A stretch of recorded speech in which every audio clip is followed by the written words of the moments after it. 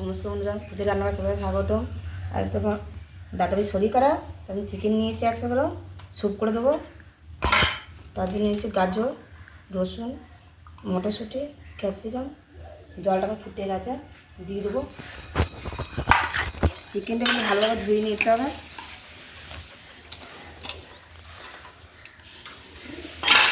দিয়ে দেবো।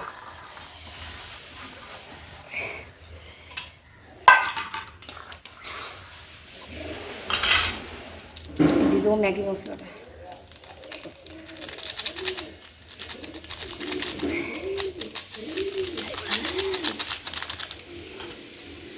কাঁচা তেল সামান্য দিয়ে দেবো, সাদা তেল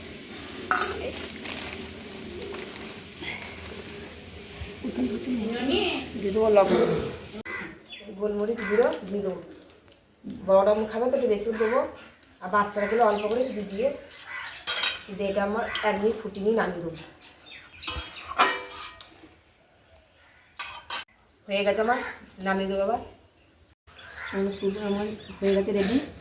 ভিডিওটা লাইক করে দিও, সাবস্ক্রাইব করে দিও, পরে দেখতে ভুলবেন না, ফলো করে দিও, কমেন্ট করতে ভুলো না।